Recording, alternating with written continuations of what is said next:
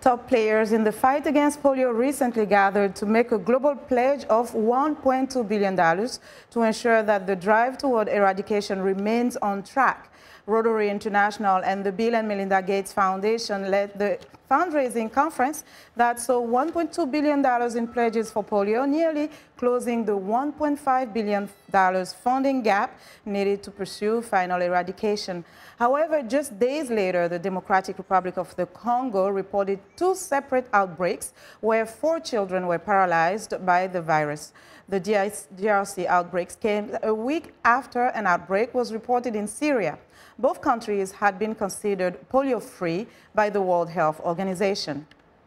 Joining me live via Skype from Evanston, Illinois, for an update on polio eradication efforts is Carol Pendak, Director of the Polio Plus program at Rotary International. Carol, welcome to the show. Thank you very much.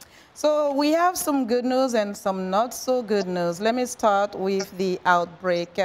What is your take on this? Is this considered a setback? If not, what does this mean for the global polio eradication efforts?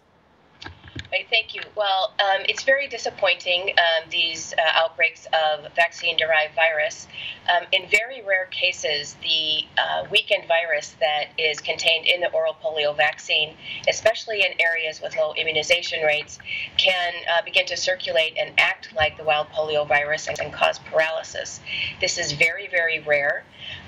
And like an outbreak of wild polio virus, the program is ready to respond with vaccination campaigns to ensure that it doesn't spread further. So while disappointing, it does not mean that we are off track for the eradication of polio.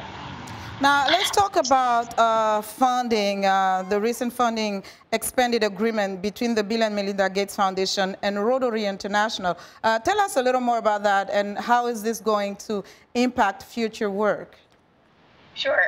The Gates Foundation and Rotary are building on a 10-year relationship that we have already.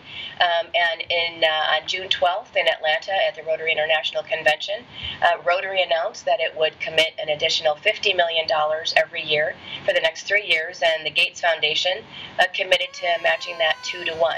So with $150 million from Rotary, an additional $300 million from the Gates Foundation, together we're going to be bringing an additional $450 million to the global polio eradication effort.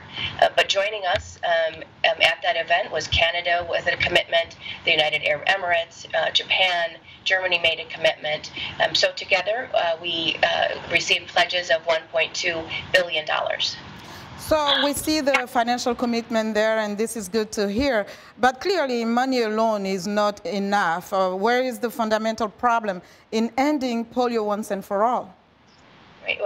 Well, funding is obviously very important to fully implement the program. What's really important now at this stage is to ensure that the disease surveillance systems that are in place are strengthened to be able to detect any possible cases of polio, and that all children are reached with the polio vaccine. And that means reaching children that are on the move.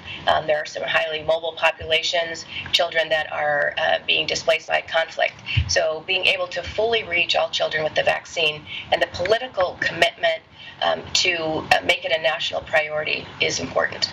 So quickly, are there some innovations to be explored moving forward to ensure that we're really getting there? I think some of the innovations are how do we really track communities to ensure that we know where all the children are. And so there are efforts using GPS, micro-planning for communities, using female health workers to reach the children who are known to communities, who are well trusted by the communities. Okay, Carol Pendak, thank you so much for joining us today. Thank you very much. And that was Carol Pendak, Director of the Polio Plus program at Rotary International.